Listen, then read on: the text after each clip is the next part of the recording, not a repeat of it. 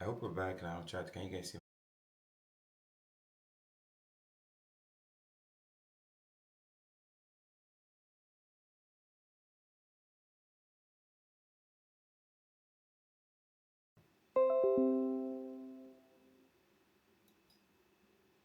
My OBS has been messing up today.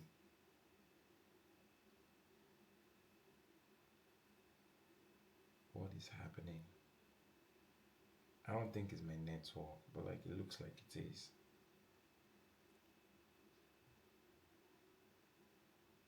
And of course, my face is frozen like always.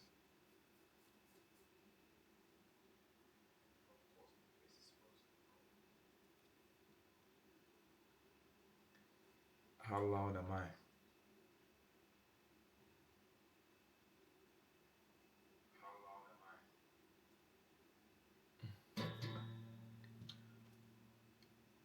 If you guys think you can hear me properly and my face is not lagging or frozen, you can say something or give me a signal, please. And if you can't, also give me a signal.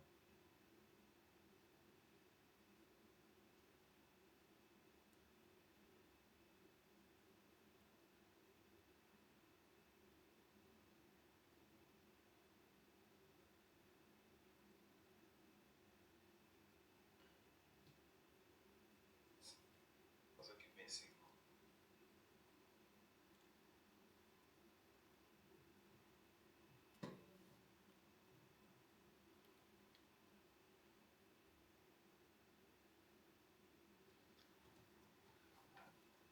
I think we're good to go. Welcome back to the channel, everybody. Welcome back to the stream. The weather today is kind of windy. I've been at the gym today and, you know, not feeling the weather the way I dressed. I kind of dressed more stylish instead of more. I think we're good to go. More, stylish instead of one.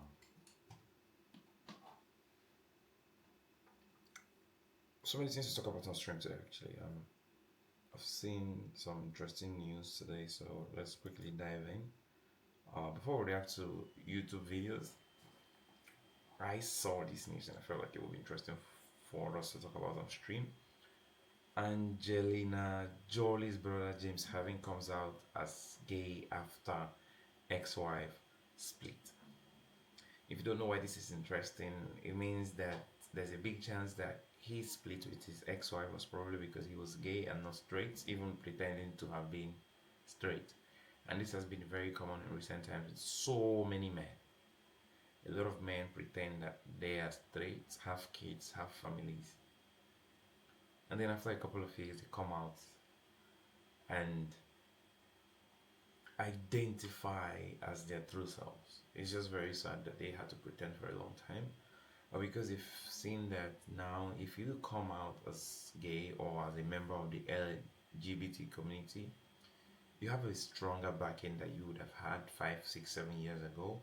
Now you are more confident to actually show your true identity. But it's just still very sad that if you feel like you are not up for the life of having a woman, having kids, being a man, a straight man to be precise, better still be single, be alone, find another man, make it unofficial at least. But the the fact that you choose to cause traumas for your kids when they find out that their so-called quote unquote dad wants to be a mom. But yeah, it's very sad. Let's go ahead and look at what caused the problem. He yeah, he looks like Angelina Jolie for sure. The fact that they had to use her name as a headline to get people to read the news is interesting. The actor opened up about his sexuality. He's also an actor. Really? You've never seen him before? About sexuality in a Substack live stream on August 6, 2026. Having, who was previously married to Romy Imbeli, came out as gay in a candid interview with his ex-wife following an emotional statement he wrote for Imbeli's memoir, Breathe Mija. Angelina Jolie and James Harden attended the Vanity Fair post-Oscar party at Motion's restaurant on March 26 2000 in West Hollywood. That's 26 years ago. They made it sound like it was 2 weeks ago. 26 years ago, that's what you said like that. James Haven is finally speaking his truth. Stop. That's not his truth. That's just be very direct with it. What kind of we have belittled what should be called truth and what should be called a lie. We just say truth is a truth even when nobody believes it, and a lie is a lie even if everybody believes it. Okay, we should stop calling people's opinions and people's feelings truth. It can be wrong. It cannot be the truth. It can be the truth, but there's also a very high chance that it's not the truth. So we should find a different name to label it as, and not always come out and say truth, truth, truth. Come saying it's truth. What do you mean it's truth? If I come out and say I'm a stupid person and that's my truth, does that mean I'm a stupid person? This is some bunch of English words that we use. The actor and brother of Oscar-winning actress, why do they keep dragging Angelina Jolie's name into this just to make us read and look at this news? Opened up about his sexuality in a substract live stream. I already read it. Who was previously married to blah blah blah. Coming out isn't about becoming someone new. It's about allowing everyone else to meet the person who has been here all along. Having 53, this dude is 53 years old. So are you trying to say he's pretended for 53 years to be a straight man? You might as well just live out the rest of your life in pretense. Why would you come out as 53? I hope he didn't have kids. If he had kids, then it would be more controversial and selfish. 53 years. I hope my family and others can choose love over fear, understanding over judgment, and connection over the beliefs that may have kept us apart. Heaven continued. I hope they can look beyond the labels and simply see me with the same heart, the same love, the same soul they have always known me as. Well, sorry to break it to you, Mr. Heaven. No. And that's okay. They can't see you the same. You can never be the same. You can't change from being a man to a woman or to a trans woman and expect your family to see you the same. First of all, they will struggle with addressing you as dad or my brother or my uncle, to being in between decisions on what to address you as. Do not expect the same treatment that you got before you changed. Do not expect the same treatment that you've gotten for the past 53 years of your life to be the same. That's the first truth you should call your truth, that you should tell yourself, actually, not you coming out as your truth. That's not your truth, that's your feeling, that's your choice, that's your decision, that's your identity that you're trying to change. It's not your truth. Truth should be truth. So that's crazy.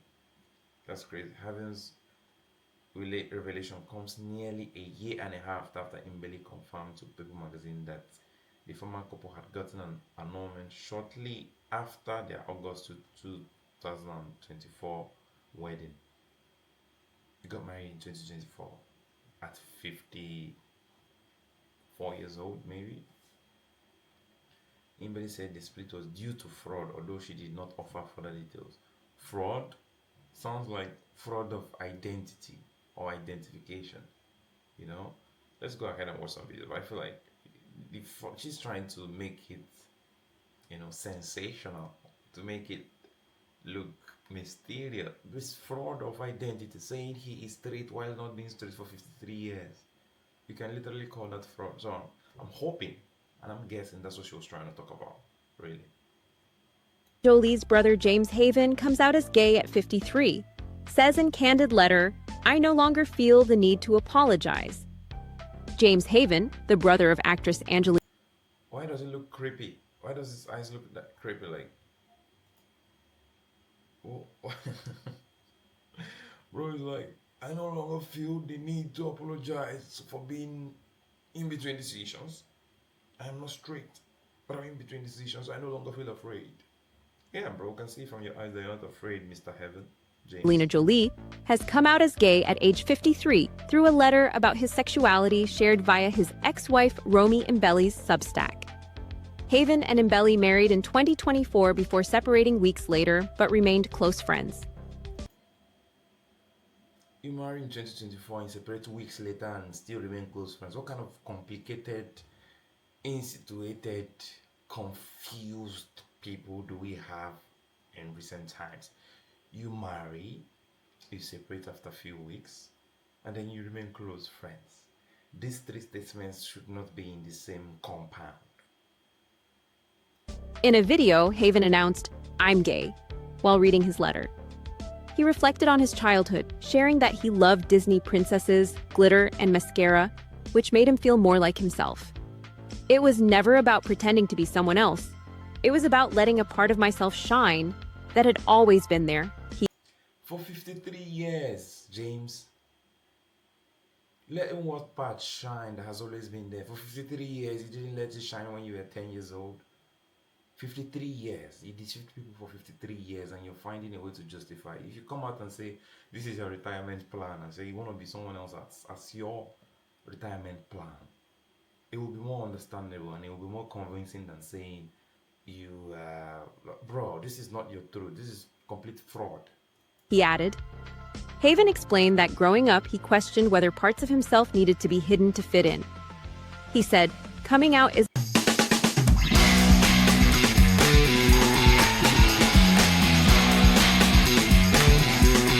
about becoming someone new, it's about allowing everyone else to meet the person who has been here all along." He hoped others would choose love over fear and see him beyond labels. Haven shared he is proud of who he is, and said he no longer feels the need to apologize for the parts of himself that make Be proud. Nothing is wrong with being proud of who you are, but at least what happened to doing this 25 years ago, 28 years ago, when you were 25, 22, 23? You should have just come out to the front door so that we don't have concluded that you're straight. Especially for the fact that your sister is very famous, that we're giving you a pass to even come out openly and still be on the news. You can quietly come out and nobody gives a fuck, but coming out at 53 years old and defending it, bro, 53, this just says your retirement plan to be to not have responsibilities as a man, to be a woman, so that somebody can take care of you. him who he is. That little boy with glitter on his face and mascara on his lashes was never confused, broken, or something to be ashamed of. He was simply gay. Is it just me or he looks like a woman a little bit? If you put makeup on his face, remove some of the jawline and the beard colors that are on his jaw, he really looks like a woman, probably because of his sister. He was joyful. He was brave before he even knew it, he wrote. Well, I can tell you that he is having late life crisis, not midlife crisis at 53. Everybody has their own experience that they are living through with a family member, a parent, a relationship. Everybody said in Thursday's live stream, Jamie and I have been really big on recognizing that what he went through in what he went through in this is his very own, that is valid and a real and real and happened for him. What I went through in this was very real and valid for me. Two different traumas happening. Traumas for 53 years old. What happened to being 18 years old and you could decide for yourself. In his statement for Imbele's memoir, having shared that he always had a self-awareness about his LGBT identity. How long have you had it, James?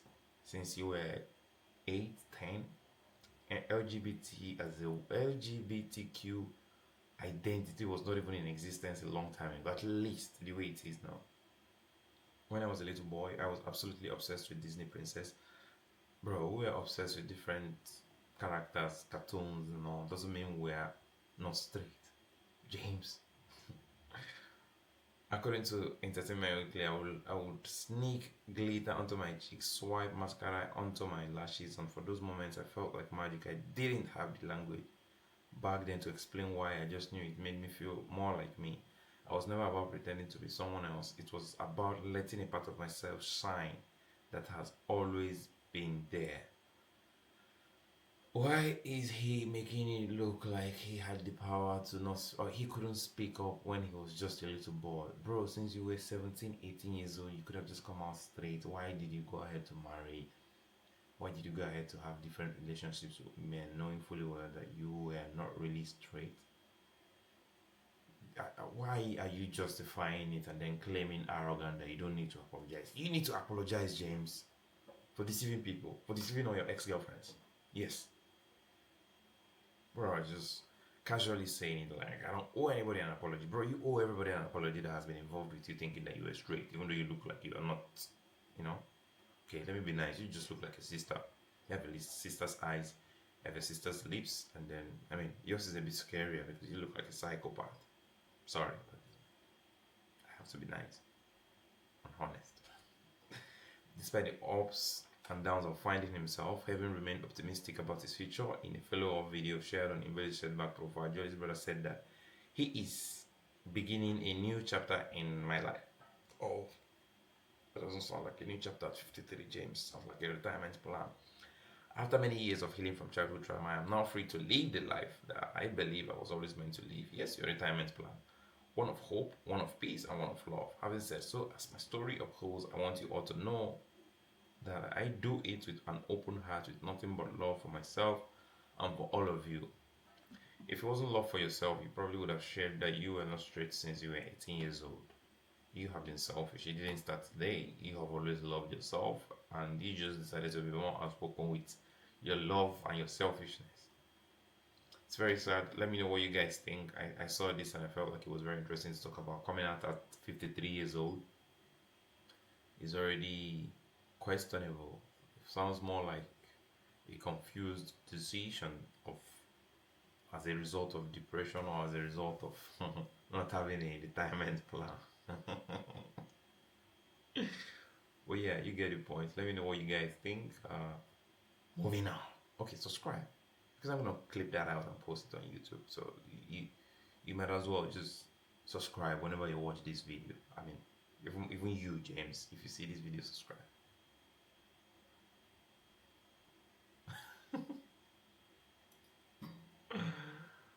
Oh my goodness, so many videos to react to today.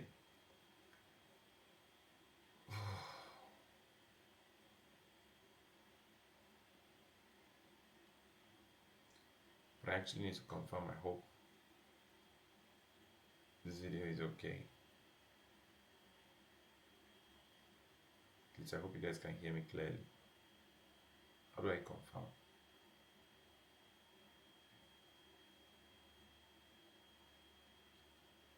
How do I confirm that you guys can hear me clearly? Let me go to YouTube.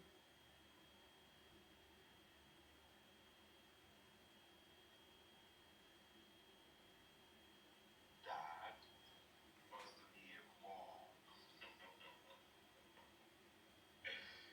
But yeah, it's very sad. Let's go ahead and look at what the caused the problem. He make us read and look at this. Opened up about his sexuality in a substract like I already read, posthumously managed blah blah blah. Coming out isn't about becoming someone new, it's about allowing everyone else to meet the person who has been here all along. Bro, like, I know a lot of you need to apologize for being in between decisions. I'm not straight, but I'm in between decisions. I know I'm a little afraid. Yeah, I think the audio is good, even though it sounds like I'm echoing a little bit. Let me check what I need to reduce. Maybe here. Do I see echo? Yeah, I think it sounds much better.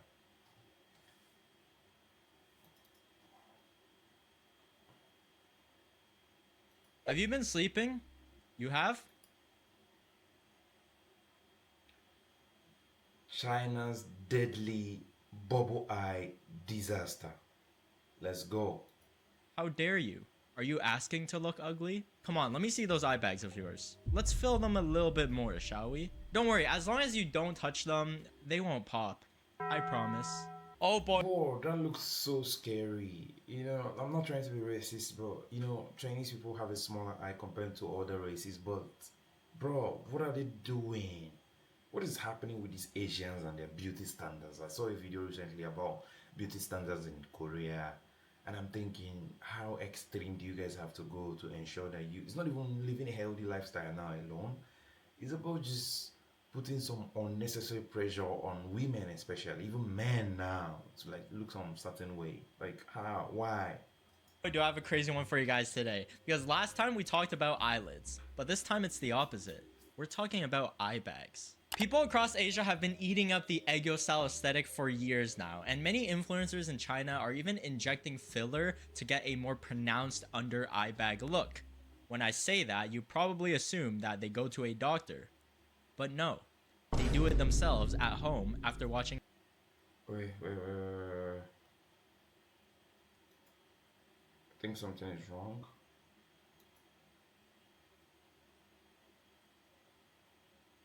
Am I frozen? Yes, I'm speaking from your perspective. Wait.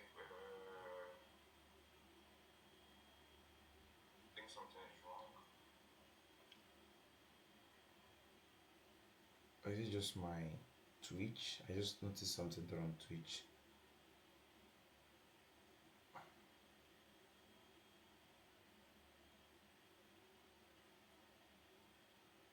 What error occurred?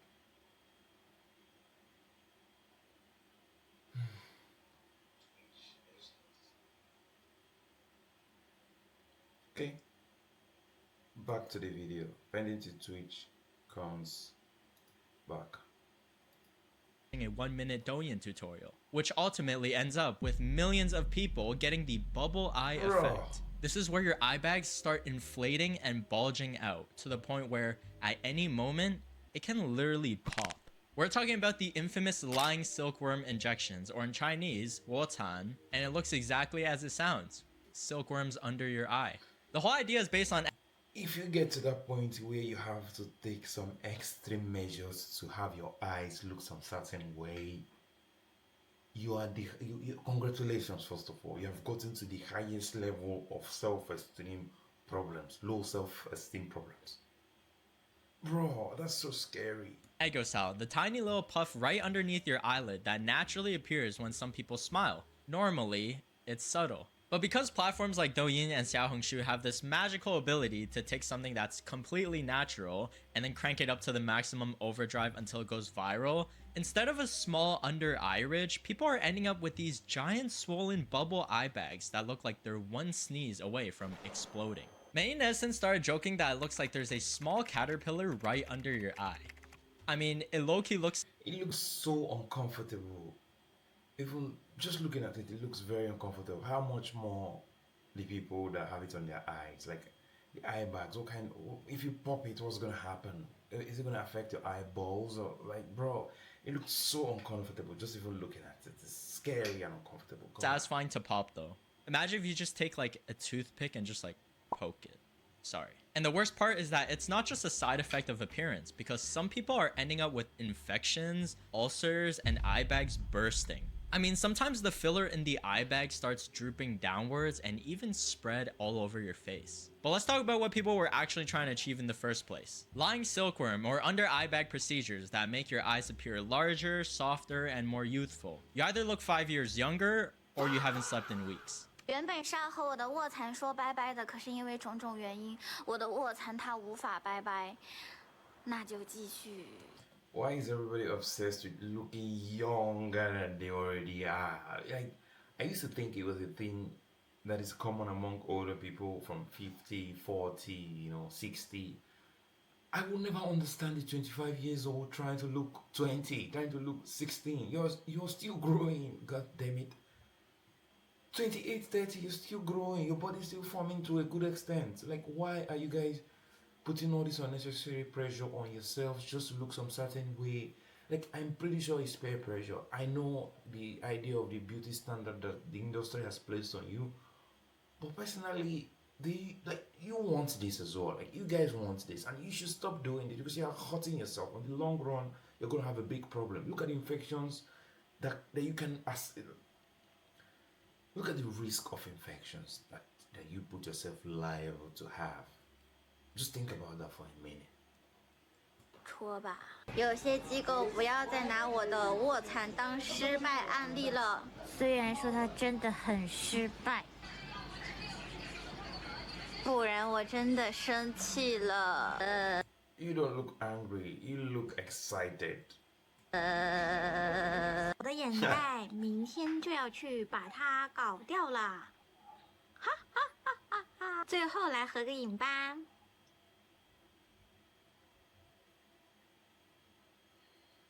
When it's natural, most people don't even notice it consciously. It's like one of those features that are just working in the background quietly.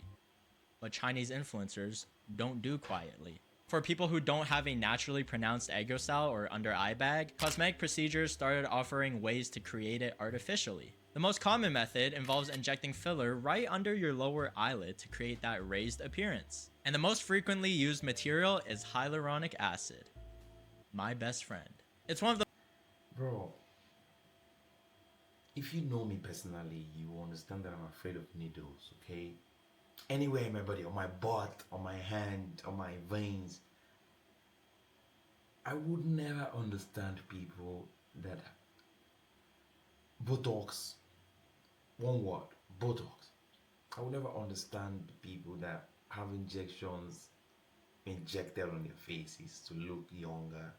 It's understandable. I don't judge you guys for doing it, but like I would never understand the kind of confidence you guys have that that needle cannot cause some damages on your face. Talk less of your eye bag, your under eye. Some people are built different.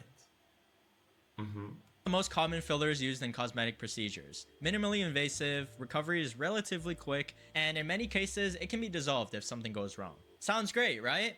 But the problem is that many of these beauty clinics are buying these products online. Real medical fillers are expensive. I mean, there's a reason why these medical clinics charge what they charge. So instead, people start using counterfeit products to inject into their eyes.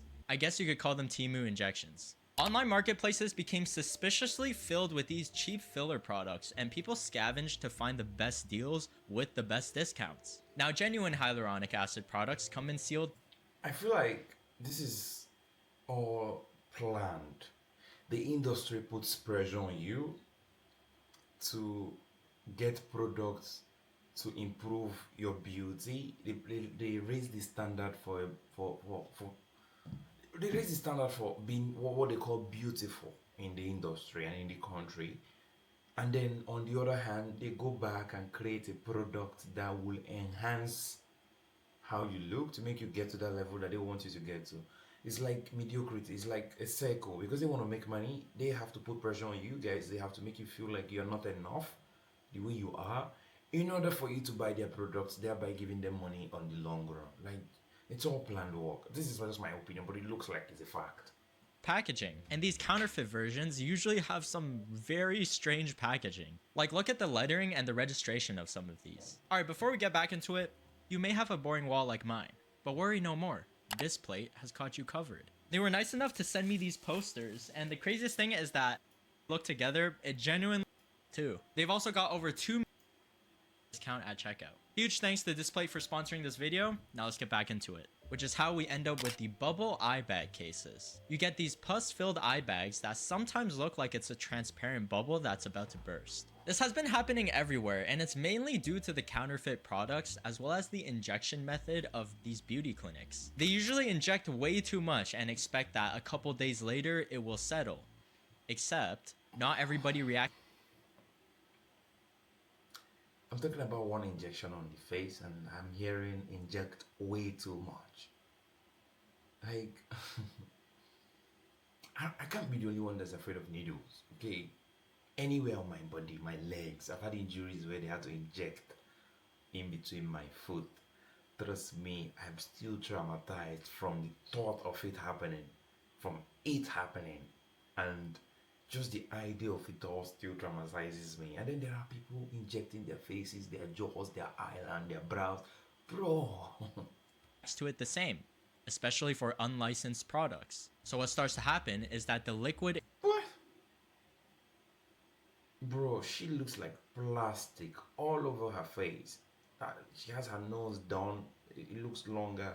I mean, I'm not very good at recognizing who has some things done on their faces apart from the lips. I'm pretty sure she has her lips done. She has her eyes already done. Before this eye bag, she's already done something to her eyes. Like, I think she shifted her forehead as well. Like, Bro, done Botox everywhere. She's probably done something to her jaw. Bro, this is crazy. Inside your eye bag starts bloating and starts spreading to different parts of your face. 今天还是水泡，而且比昨天还肿。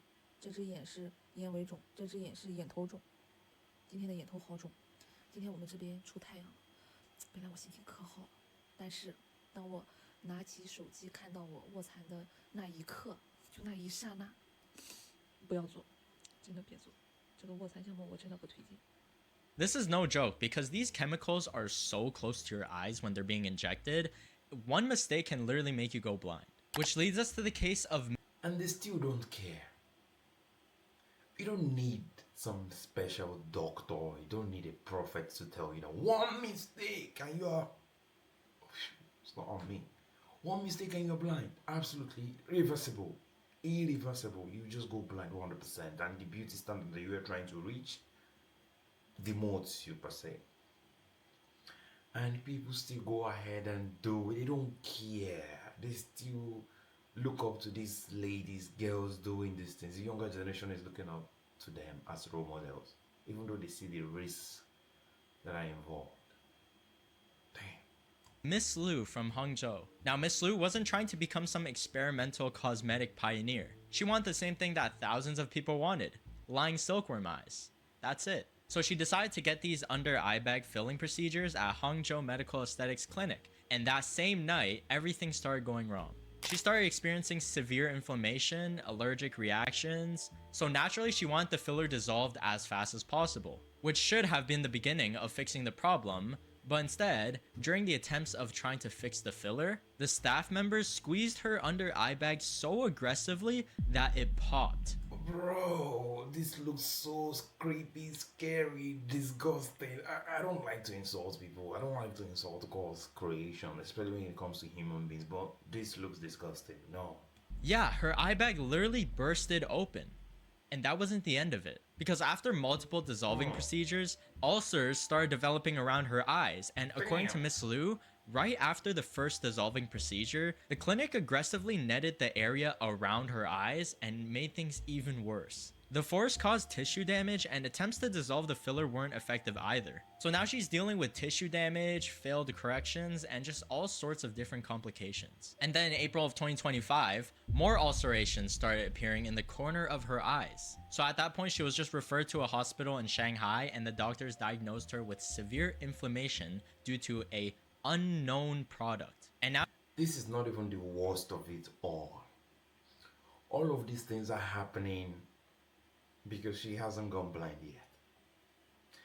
The worst of it all is going blind. The moment it gets to that stage, it's done. It's irreversible. She can't do anything to reverse that reality. Now she still has infections, like she has complications here and there, like things leading to another thing. But if she gets blind, it's done. That's like the highest worry that they should all have even before they start this process in the first place. I'm surprised that they don't begin with the end in mind. They begin with the beginning in mind alone and then act surprised when they see the realities and the possibilities that can happen if things don't go the way they expected it to go.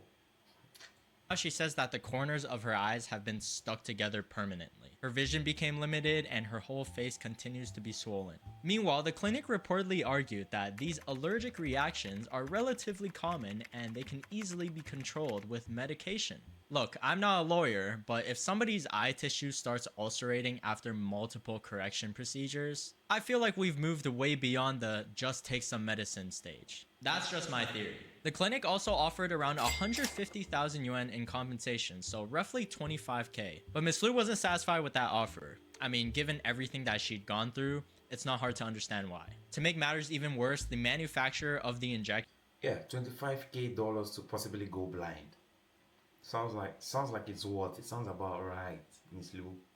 Stated that there wasn't really a solution for this specific type of allergic reaction. And this is exactly why doctors constantly warn people about these eye bag procedures. The skin beneath your eyes is incredibly thin. I mean, it's packed with blood vessels and tissues. One mistake can literally make your eye bag start imploding. So, influencers took that advice and decided to apply it themselves.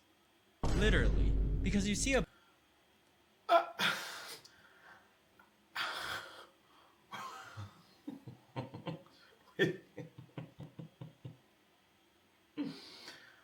I thought that was apply themselves. Am I tweaking? Am I created differently? Or maybe that's why they named me king. Maybe I'm special because I don't I don't involve myself in stupid decisions like that. I mean, I've not this extreme. I've taken some stupid decisions, but not this extreme. Especially when it comes to your face, your eyes. You want to inject yourself even though you're not a special. A bunch of these botched procedures and these horrifying cases and stories everywhere online. People start thinking, nah, why would I pay a trained doctor when I have Douyin? Yep, we've reached the point in the timeline where people are voluntarily trying to give themselves eye bags. This caused a whole DIY self-injection culture that started appearing all over Chinese social media. People started buying hyaluronic acid injection packages online, and then they started injecting themselves at home because they were trying to save money and thought that clinics were going to be too expensive. Others had previous cosmetic work that they weren't happy with, and somehow reached to the conclusion that they would be a better doctor than the doctor. We are so fucked as a nation. We're very, very, very, very far away from living like people that are not sick in our heads. We are so far away. Very far.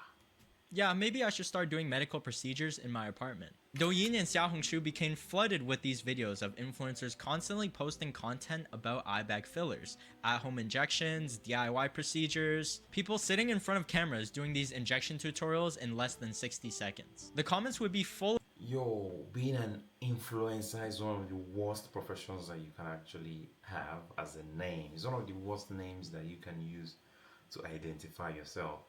I feel like 90%, okay, let's say 80% of the time, influencers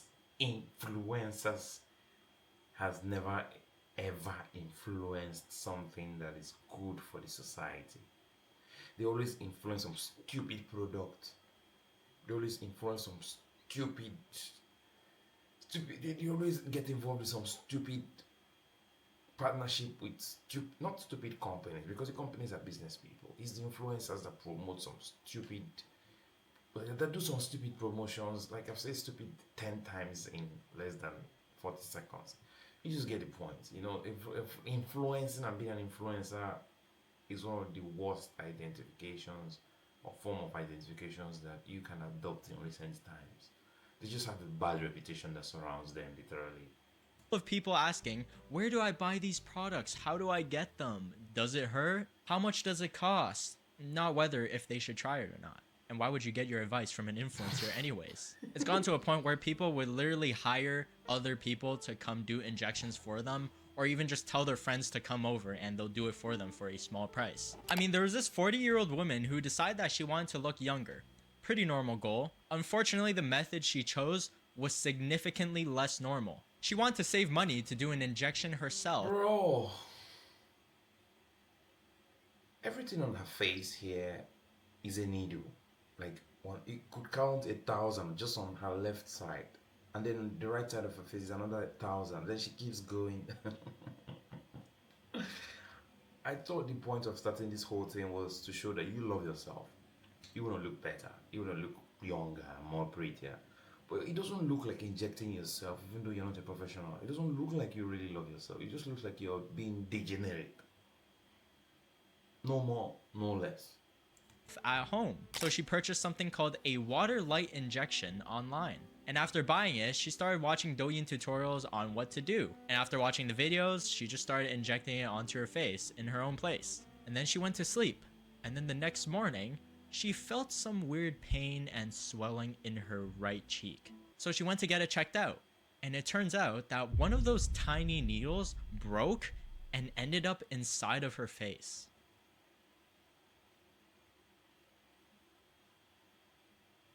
Inside of her face.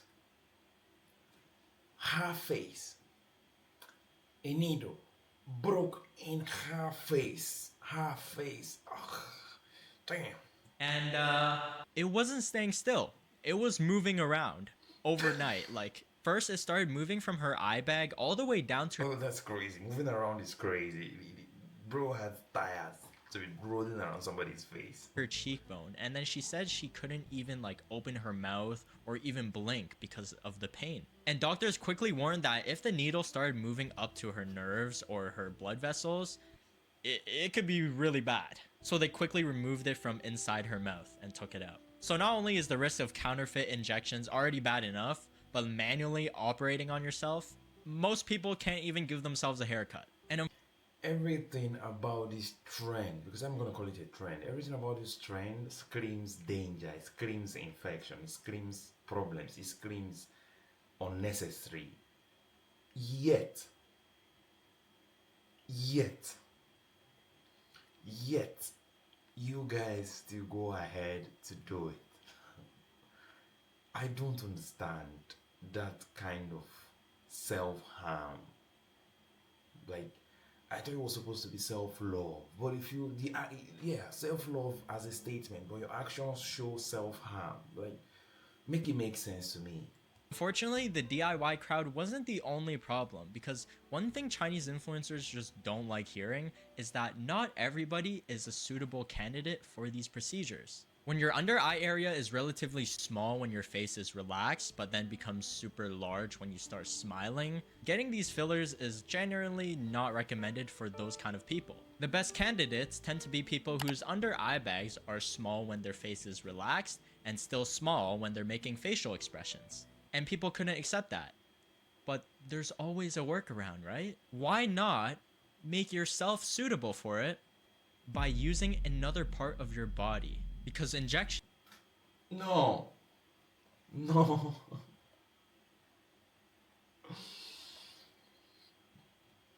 I thought I had the worst. I didn't know the worst one was yet to come. Using another part of your body. Ladies and gentlemen, what are we doing? It's no longer serious now, it's very funny. You know, something when something becomes so stupid that it becomes funny, it just shows you it's the highest level of stupidity. aren't the only way. Some people wanted a more permanent, pronounced result, so people started transplanting artificial tissue into their eye bags. This involves making a 2 to 3 millimeter incision right under the eyelid and transplanting artificial tissue into the area. But the thing is, if it's not absorbed by your body, you're pretty much cooked. Because there's this viral case on the news of a woman who decided that fillers just weren't enough. It just didn't give them the look that they wanted. They wanted something that was a bit more exaggerated and pronounced. So they took another part of their body and put it into their eye bag. This woman's name is Xiao Ho, who somehow ended up in a completely different rabbit hole. Xiao Ho wanted the egg cell so badly that it involved her getting tissue from her booty. But random thought. How does their parents feel about their decisions to look different from the way they were born? Okay, what makes you family sometimes is not just blood, but identification, relatability, similarity, looking like each other, looking like your parents and your brothers. But if you get to the point where you've changed everything on your face that you no longer look like your parents, physically at least, how does the parents see this? How do they feel about this trend of beauty standards? Like, how, as a parent, how would you feel? What would you do in this situation? And transplanting it into her eye bags.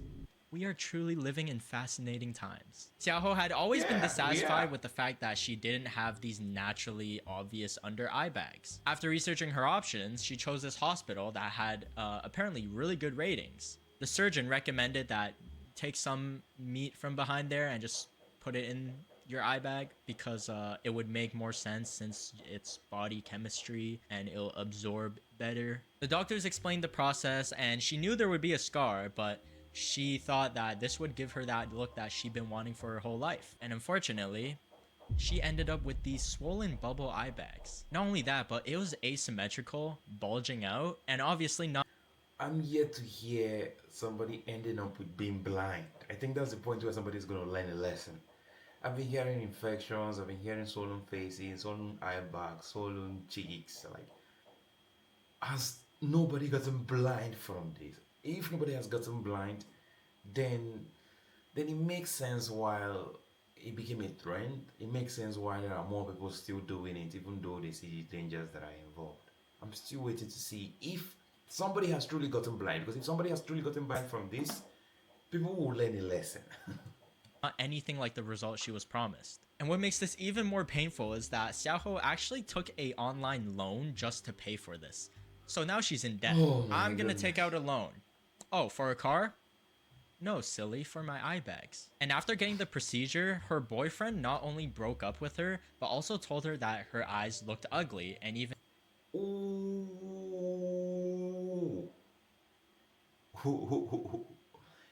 Imagine going the extra mile to look more prettier, to look younger, and then you finish it, and then your boyfriend insults you and dumps you and says you look worse than you were before you started these procedures. Ooh, that one hot. like sarcastically joked that she should just keep messing with them. At this point, Xiaoho just really wanted answers. She wanted accountability and somebody to explain what happened. So she went out to the hospital and they basically ghosted her and blocked her. Peak customer service. And of course, once the journalists and the media got involved, the hospital's attitude completely changed. Suddenly, discussions were happening and they were willing to cover the costs. The hospital eventually offered corrective procedures and said that they would handle the expenses, but they also wanted to wait 3 months before operating again, and the reason is because they need the tissue to start softening first. Operating too early would potentially make things even worse, which makes medical sense, right? Or rather, they're trying to finesse her after the reporters left. Obviously, after being ignored and blocked, I feel like waiting for 3 months to not only make the tissues on her face be strong again so that you can operate on them, they would actually most likely heal and she will not get the money. She will not get the cash out that she was trying to get, okay? I'm pretty sure she's calling the hospital out to get money.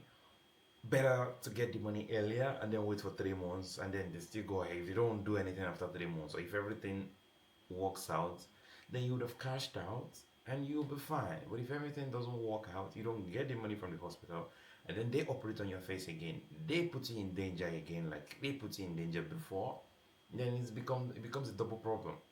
by a beauty clinic, she's not just gonna take their word for everything. The hospital claimed that they had always intended to help and that there had always been a plan. They just needed some time and they just needed to wait. She smelled the cat from a mile away, so instead she got them to sign a written agreement and then she would later get it fixed. Once again, influencers are taking an aesthetic that originally came from makeup techniques, then permanently applying it onto their face. If you think about it, it is actually pretty scary how people easily get trapped in this cosmetic procedure loop. They get their eyes done, which starts revealing other imperfections on their face, which they want to get fixed as well. Even though those imperfections have been there from the start, I mean, it's just a placebo effect at this point. Honestly, if you guys somehow end up with these bubble eyes, even watching this video, just please, let me pop them for you. I'll pay you. Great video. Let me know what you guys think. I feel like this might be happening in China or in South Korea, in Asia in general. If it continues to grow as a trend in these parts of the world, it's going to get to the rest of the world, and by that time it would have already been very late. But I think you should really be comfortable in the way you look. You should be comfortable with a little bit of procedures that you've done to look better, not too much. No, don't get extreme with it now. Like, don't do too much, okay? If you want to look better, you're not very comfortable with the way you look and you want to look better, okay, but no, don't get extreme with it. The moment you get extreme, it becomes a problem, not just for you, but a problem for the society, because everybody is going to be comparing themselves to you, especially if you're an influencer, and they're going to follow you. They want to do what you did as an influencer. This goes out to the influencers as well. Influence something that adds proper and positive values to the society, not some stupid trends from TikTok or from any other trend originators out there. Great video. Subscribe to Warning's channel, and I'll link the video, of course, on the bio. Subscribe. do? What video do we watch next today?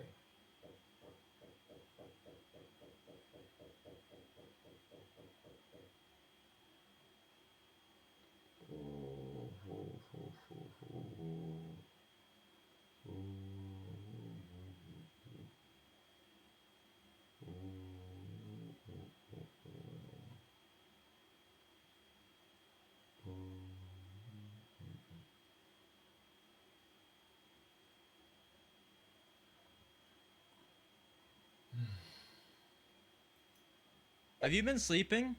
You have? How dare you? Are you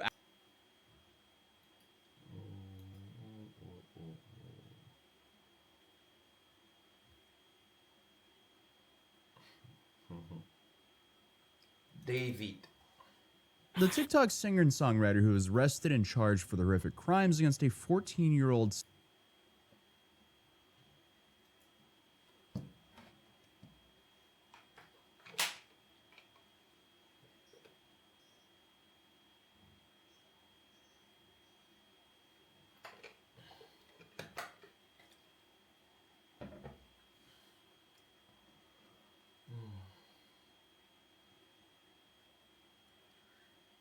TikTok singer David's life is over as he knows it. The TikTok singer and songwriter who was arrested and charged for the horrific crimes against a 14-year-old Celeste Rivas Hernandez recently finished his 5-day preliminary trial. And I guess you could say, just when we thought the story couldn't get any worse, yeah, way more disturbing evidence came out. So I don't think it's a shocker to say it's not looking good for the 21-year-old singer and songwriter who I still find it very hard to believe that he is 21.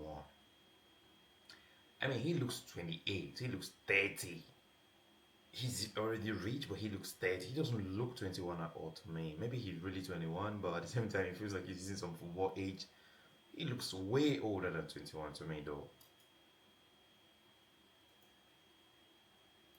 retired himself early. I mean, it is pretty much safe to say the dude's life as he knows it is over. And this is just such a disgusting tragedy, such an avoidable tragedy. It's a tragedy all around. I mean, David went from the height of his career to possibly facing life behind bars or actually a lethal injection, all within roughly a year. And obviously that's nothing compared to the fact that a young girl tragically lost her life because I guess he thought that might protect him. Was he the dumbest criminal alive? I don't know, but regardless, it seems like he's ended his career and potentially his life as well, all because of his disgusting actions. And this case has already been insanely dark and hard to cover just because of these When I found out how old she was when they started meeting, it was very scary. It was very worrying because she was around like 14 or thereabout, like even younger than that. Okay, they were saying David was around maybe 18, 17 or 19 years old, but even at that, as a 19 years old following a 12 years old girl, bro, that's extreme. Again, another extreme situation. Circumstances and just Celeste being so young, but it also just really continues to get worse. You guys probably remember this news coming out roughly a year ago. I covered it twice when, everything first came out and then when he was finally arrested. And since then, obviously, there's been a whole bunch of updates. And honestly, it is just all downhill from essentially when we found out about the story. And unfortunately, things just got so much darker as the evidence was presented and testimonies were given. But just in case you don't know what's been going on in this case, I will give you a quick recap to get you guys up to date. So everything started last September when workers in a Los Angeles tow yard noticed a foul smell coming from an abandoned Tesla that had been parked in that lot for a few months. And of course, we now know that car belonged to the popular music artist and TikToker David, who also just so happened to be on tour during the discovery of this horrific scene. So when authorities arrived to this tow yard and searched the car, they unfortunately found human remains in the trunk, and it was clear that they had been there for a while. And it only took a couple of days for the remains from the car to be identified as the missing 14-year-old girl, Celeste Rivas Hernandez. And at first, David tried to ignore the headlines that his Tesla had just been used in this horrific crime scene, but he did cancel his world tour and immediately started laying low. So fans then wanted... How somebody knows in a situation like this? He knows something about what happened, especially for the fact that they were together. Is the fact that he first cancelled his store because he was already nervous. Probably he didn't think they would find the evidence where he planted it. Okay, so the moment somebody gets nervous in a situation like this, just know that there's a 50% chance that he knows a lot about what he's being accused of. To believe that it was a terrible coincidence, but it didn't take long at all for the public to dig up a whole bunch of Coincidence? That's not a coincidence. Found in your car. Also, became obvious that you guys were together. Like, bro, that's not a coincidence at all. That was a planned walk. photos, clips, and Discord messages from the past that seem to link David to the missing girl Celeste. And we're talking about things like him joking about having a baby with her in a Discord server, or clips from her old live stream making comments about their not only troubling but illegal age gap, and also not to mention she apparently had a matching tattoo with David on her finger. Yeah, it wasn't looking good. Okay, matching tattoo, live stream together, linking up. Where was her parents? Because they're acting like it's totally consensual for a 19 years old to be dating a 14 years old girl or 13 years old girl that is their daughter happens to be. Where were they? Why were they pretending like it's all normal? Literally, that's another problem. The parents pretended like they didn't pretend, they acted like it was normal. Probably because he was a star, because they feel like it's okay for their underage daughter to be associated with a popular music star. Like, that's crazy to me. And it keeps getting worse because all of this evidence made it, very much seem like it was very possible that David could have had a romantic relationship with Celeste, despite him being 20 and her being 13 to 14. And this theory also gave him a 20 and she was 13 to 14. That's crazy. 7 or 6 years age gap. It's not a problem, don't get me wrong. 7 or 6 years age gap, age gap is not a problem if both of them are adults. But when she's 13 years old and you're 20, it doesn't make sense at all. Like, even like the fact that her parents can't pretend that they don't know about it or they didn't hear about it. It's crazy. pretty good motive considering, his career would be over right as it started if it came out that he was actually dating a child. Even worse, if he got that child pregnant. But regardless, like I said, fans didn't want to believe that he could actually be responsible for this. But, no one could really argue that his creative direction was also pretty alarming because, his biggest hits were titled things like Romantic Homicide, and the music videos depicted someone being, Romantic homicide. Get him locked up as soon as possible. What gave him that idea? Who gave him that idea? Probably he was living out his hidden situation through his music. taken out and thrown into a trunk. And it also started to seem like he was leaving some clues and wanted people to point fingers. Which leaves you with so many questions. Like, everything about this story leaves you with why? Why would you ever do this? Why would you ever do this to someone? And if you're actually a psychopath, you clearly have to be a psychopath to do something like that. But also, if you are a psychopath, why would you do that to yourself? All of it just doesn't make sense. Yeah, because he didn't just hurt the girl, he hurt himself as well. He knew he was already a star. Any blink or any sign of weakness or any sign to bring him down, people will rush on it, okay? Why? It feels like, yes, it feels like at some point he's a psychopath, the way he tried to, get rid of her. Secondly, it looks like he's stupid because he just wanted to, I don't get it. She looked like a fun girl to him, and then he just took advantage of it. Okay, he just gave in. I don't judge him as a human being, but I judge his actions. All right, don't say. It's just my opinion.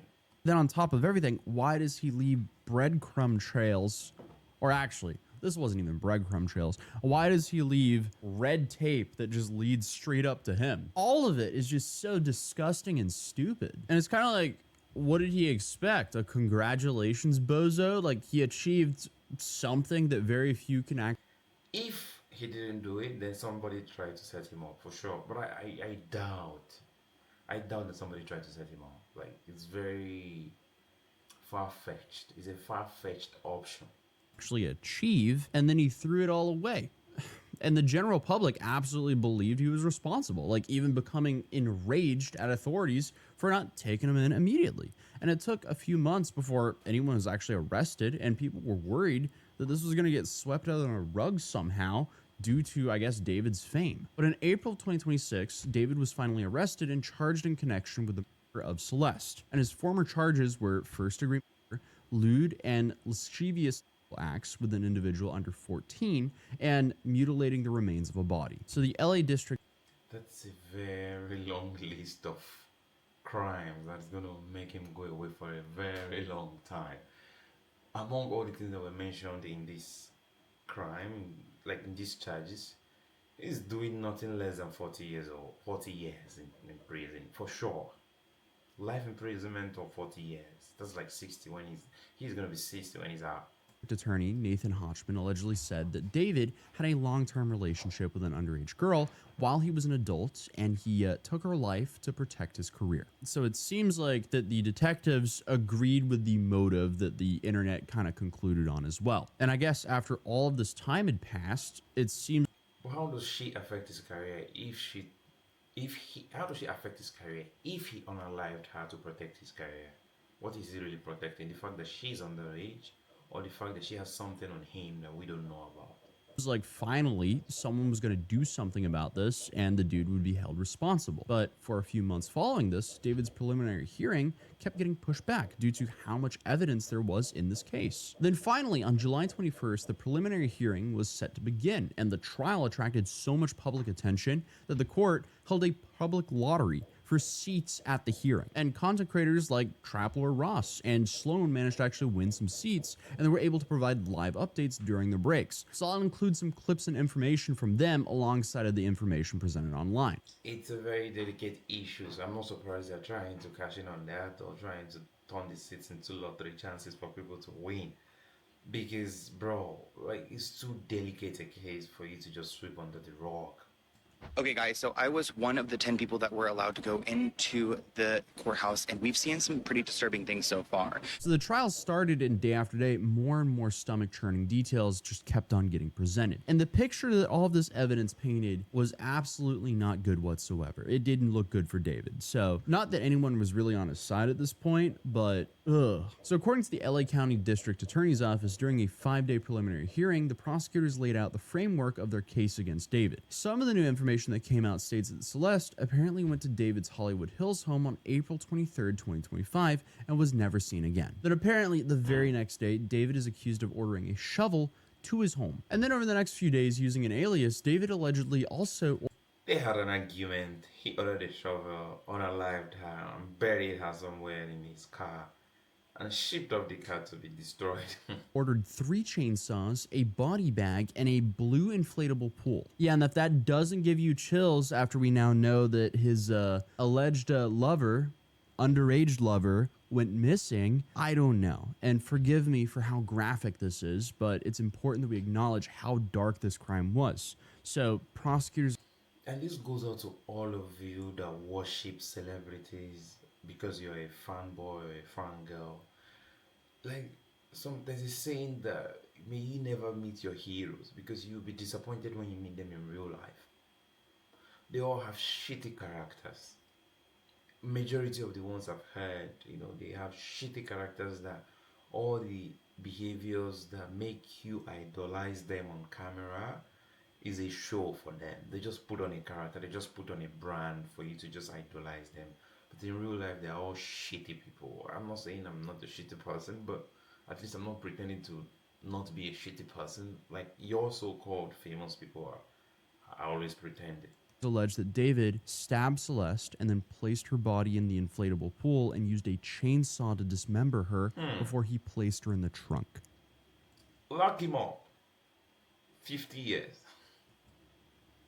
Yeah, it's just crazy to think how happy little dancing TikToker is literally the worst of human beings, if this is true. He hasn't been sentenced by a court of law yet.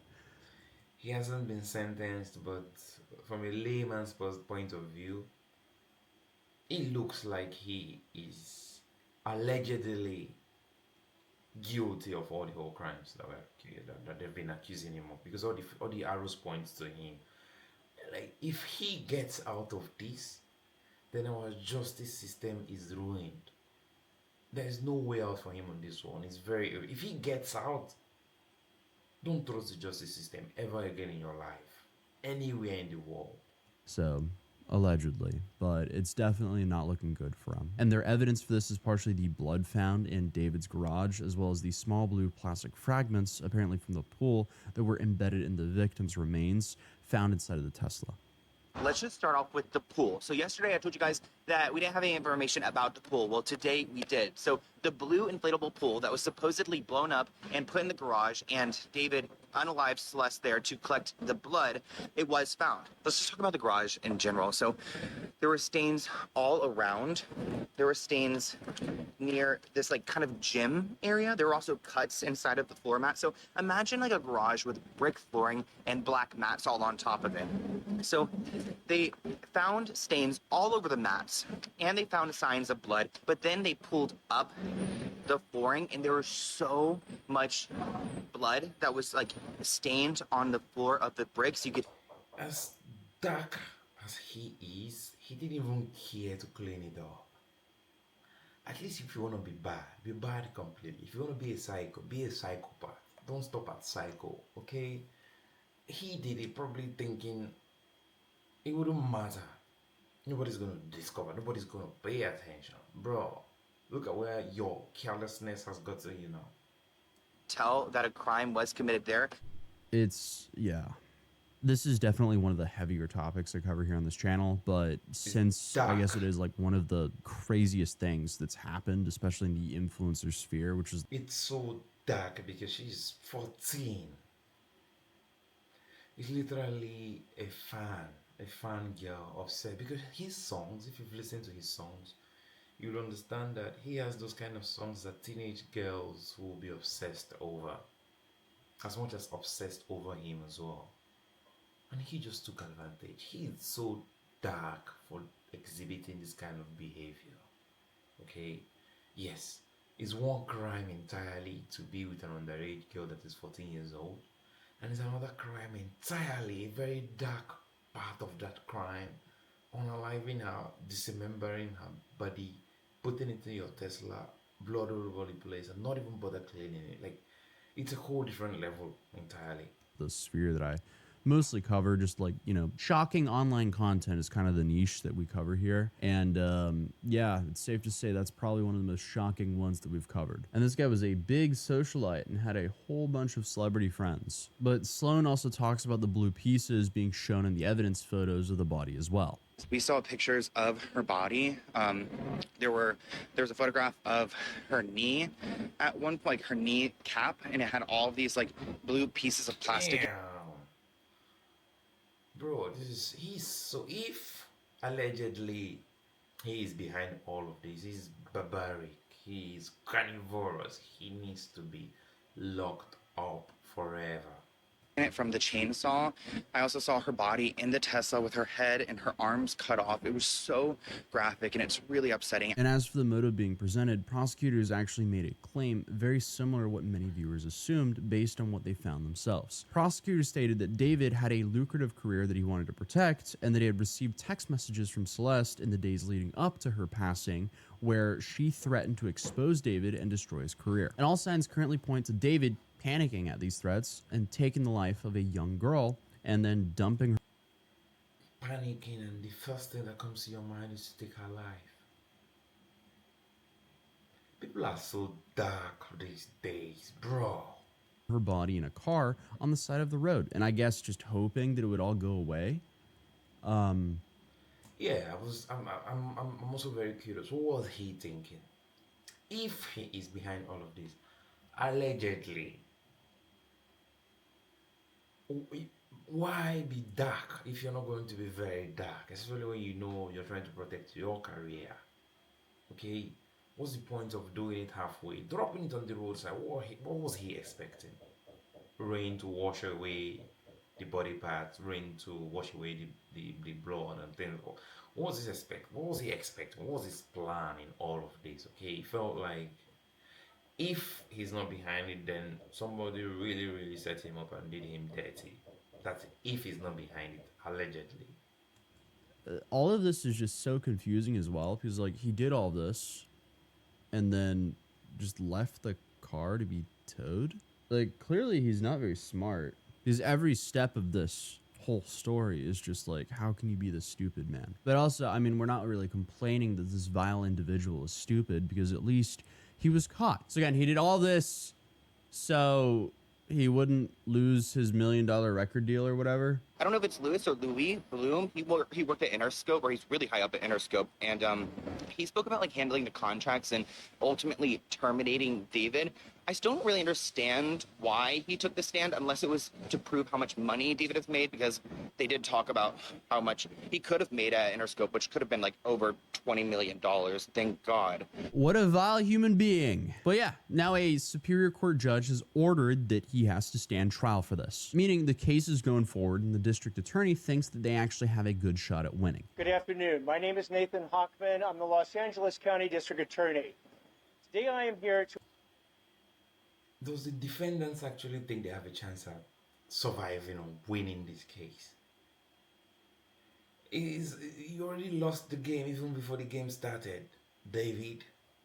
to announce that Judge Charlene Olmedo held David Anthony Burke, who goes by the name of a singer David spelled D4VT, to answer for the horrific and barbaric killing of a 14-year-old at the time, Celeste Rivas Hernandez.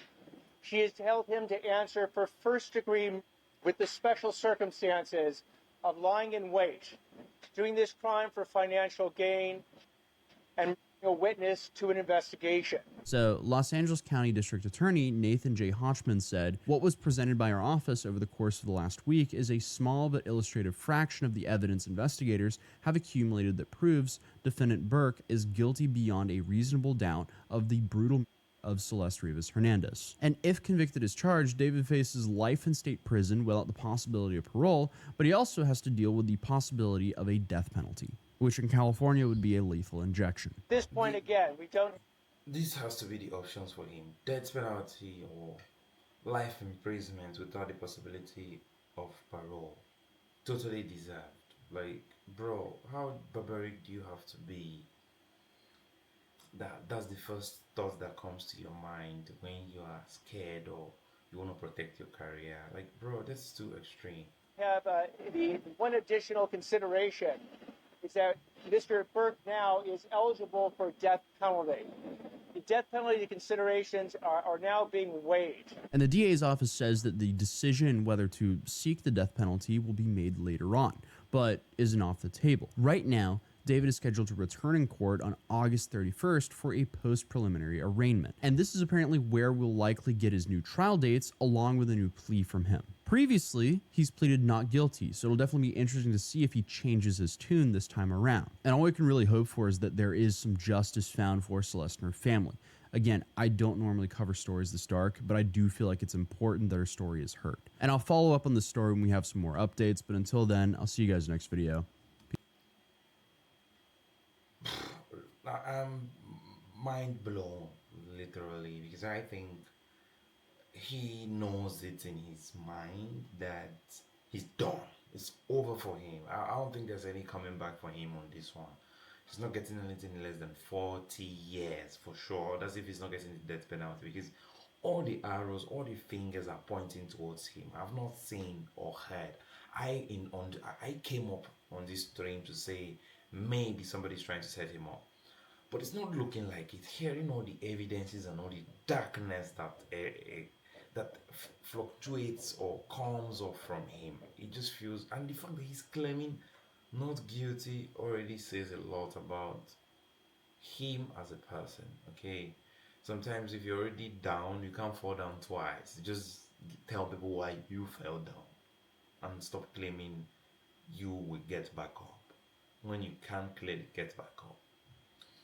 That's about it. Let me know what you guys think. Interesting video. Stay locked in on this case. This is the second time I'm talking about this on stream, or second time I'm talking about this David issue. I want to hear your thoughts. Let me know what you guys think though. let me see what people are saying on the news.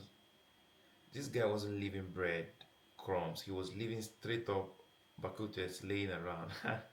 A pedophile, a rapist, and a murderer walks into prison isn't ever walking out. I'm not even talking about the Latinos waiting for him in prison if he makes it to prison and not death penalty. David's life is over. Should be next update. It's just like this is how I feel about his case. It's done. There's no coming back from this actually.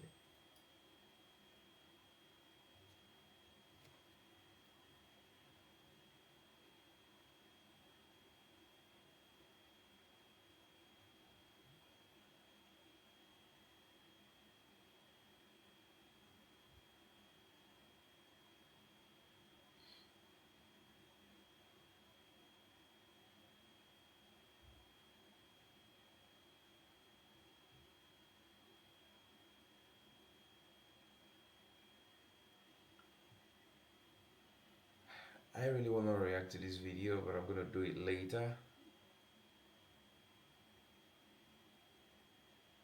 Wait, what's this? For almost a year, something strange was happening inside the sneaker world. Federal agents were showing. For almost a year. After 5 years, Nike finally caught them. Caught who? Something strange was happening inside the sneaker world. Federal agents were showing up everywhere. 12 people face federal charges now, accused of stealing more than $2 million in Nike products from the company's North American Logistics Center right here in Memphis. Oh. $12 million worth of Nike products and nobody noticed them in the beginning. Investigate the security men as well. Prosecutors say this went on for at least 4 years, totaling nearly $2 million. It was the other co-owner of Cool Kicks that was taken into custody by LAPD. Including 40-year-old Keith Cannon, who owned Valid Kicks. Project Blitz, Cool Kicks, warehouses filled with thousands of sneakers, search warrants, evidence boxes, and phones being held outside storefronts trying to figure out what was happening. But nobody seemed to know the answer. There were plenty of rumors about counterfeit sneakers, money laundering, tax fraud, stuff like that. But law enforcement and the government stayed completely silent. No interviews, no detailed press conferences, just a series of raids that at the time seemed to be a little bit unrelated. That's how it looked from the outside looking in. While the sneaker community was trying to guess what happened, federal investigators were allegedly putting together a case that had been. I don't get it. What were they doing? Were they just stealing from the warehouse and selling it through the black market? It's like, what did they do? What's their crime, really? Has anybody heard about this? This is the first time you're hearing it, just like me. Going for years. And according to a federal indictment that just got released this month, I think we have answers to everything we need to know. The story didn't begin with Cool Kicks or Project Blitz or even California. It all began in a warehouse that was nearly 2,000 miles away. Nike's North American Logistics Center that was located in Memphis, Tennessee. Every single day, this building moves thousands of Nike products across the United States. If you've ever bought a pair of Jordans or Nike Dunks or anything of that nature, there's a good chance that it goes through this warehouse first. This is essentially the beating heart of Nike's entire supply chain. Products.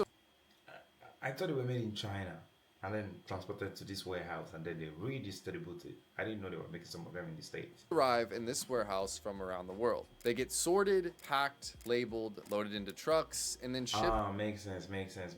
To retailers across the country, like Foot Locker or Champs or wherever you buy your shoes from. And on paper, it's one of the most efficient logistics systems in the entire world. Every package has a barcode, every carton has a destination, and every movement is seemingly tracked. And every shipment has one small detail that tells the entire system where to go, and that's a shipping label. And according to federal prosecutors, that tiny piece of paper would allegedly become the key to one of the biggest sneaker theft conspiracies in recent history. And the more investigators looked into this case, the more they realized that it wasn't just a traditional cargo theft. Nobody was cutting locks or hijacking the trucks or breaking into the warehouse in the middle of the night. The operation allegedly relied on something a lot more simple. and that was the shipping process itself. Imagine you go online and order a pair of Jordans from Nike or the website. The order gets processed, Nike packs the shipment, and a shipping label is printed. And that label tells UPS exactly where the package belongs, as long as the label is correct. Now imagine somebody quietly replaces that label before the package ever leaves the building. The box is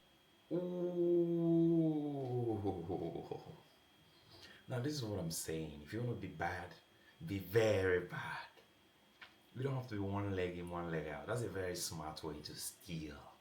still scanned and it still gets loaded into the truck and UPS delivers it. But the only difference is the destination. And according to the indictment, this is what investigators believe exactly happened. So whenever there's a hype Jordan release, like let's just say for example the Jordan 4 Brick by Bricks, somebody in the warehouse would locate what boxes were filled with these sneakers that were going to be shipped out to Foot Locker or Champs or wherever. And when loading these up onto the UPS trucks to be shipped out to these stores, somebody would slap a label over the top of the one that was already on there. And this new UPS label would then ship it to a different location that wasn't the intended store. And this was addresses that investigators say had already been chosen by members of this conspiracy. And from that point on, the package would follow the new label. But changing the label was only half the job. And that's because a shipping label sitting on somebody's desk in Los... What about the drivers? Okay, you have the details. If the details you have as a driver or the person involved in transporting these goods are not in alignment with the QR codes or barcodes on the cartons, why don't you complain? Does it mean they don't pay attention to the products and they just pay attention to delivering it and then leaving it for the people receiving it to check it themselves or not? Okay, because if not, how are they able to just divert it and go to a different address other than the main address that it was intended to? Los Angeles can't move a single package inside the warehouse in Memphis. So somebody had to sneak those labels inside. And according to federal prosecutors, this is where it became an inside job at the Nike warehouse. And court documents allege that one of these organizers was Roy Harvey Jr. And he is seen to be one of the masterminds behind this whole operation. And like a year ago when Project Blitz got raided, it was because of Roy Harvey Jr. He had been seen delivering or using some of these packages around the Project Blitz warehouse, and that's what got him raided. But according to this indictment, investigators allege that he created these shipping labels and arranged the delivery locations and coordinated where those redirected shipments would ultimately end up. Because Harvey wasn't a Nike employee and he couldn't just walk into the warehouse. According to the prosecutors, somebody else... If you are trying to steal from big companies like this, where you know that they have a lot of things to do with numbers, they have a lot of things to do with calculations of their goods and services, it just has to be an inside job. They must have an inside man. I don't think there's any other way. You know, it's not even a bank. Even in a bank, in robbing a bank, you must have an inside man. And you have to be smart, extremely smart to rob a company like Nike. Like extremely smart, because they pay attention to detail, both on the quality of their products and the labeling as well. You'd have to really be smart, and these guys are really smart. On the inside was handling how the labels got on the packages. And the indictment identifies a man named Michael Perkins. He was a floor manager inside Nike's Memphis Logistics Center. And Perkins allegedly would smuggle these shipping labels inside of the Nike warehouse where he would give them to other Nike employees. And prosecutors allege that these employees would place the labels onto specific cartons before they entered Nike's normal shipping process. And like I previously said, nothing... But I'm more confused now. Do they put these labels knowingly or unknowingly? Does he just share it to them intentionally? Like, do they have an agreement, or he just sneaks it in where they get their normal labels from and they just have them mixed up? Or do like, they only said 12 people, but it sounds like it's a very big warehouse, so if they want to just share it to random people that arrange these products, then it should probably be more than 12 people, except that they're not aware that he's just sneaked these labels into the places where they get the labels for the shoes. Nothing on these packages looked abnormal. The packages continued out of the warehouse just like they would on any other day. And that's what made this operation so hard to detect. And this wasn't something that happened just once or twice. Courts allege that between 2022 and 2024, 1,860 fraudulent shipping labels tied to Roy Harvey Jr. was operated successfully through this whole process. And what was the security doing?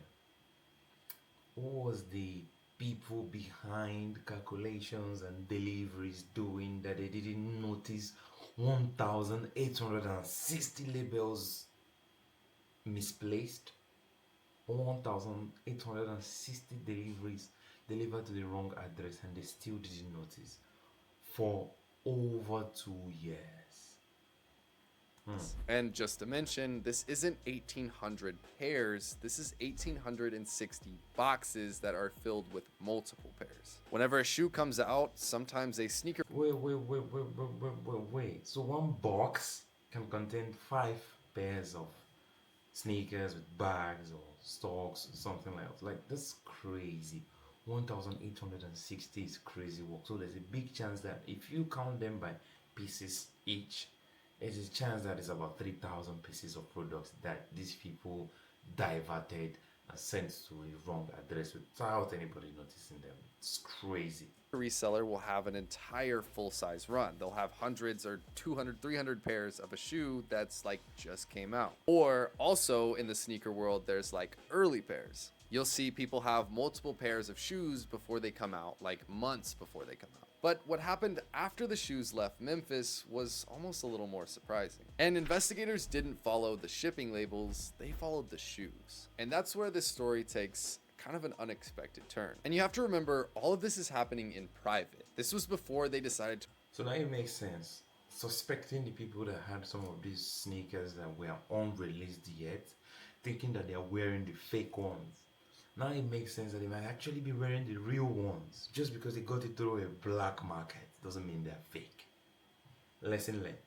Raid anybody or make any sort of like public thing about this. So by this point, investigators believed that they understood how the shoes were leaving the warehouse. But that only answered half of the mystery, because stolen inventory doesn't just disappear. Somebody has to receive it, somebody has to pay for it, and eventually somebody has to sell it. So investigators started following these sneakers and shipments. Now, according to these court documents and stuff, it doesn't really say how they were able to identify this. Some people say that they put trackers like inside the shoes or inside the boxes. Some people said that they like went over their inventory lists, or I don't know how they did it. I wish I had this answer, because that'd probably make this video a little...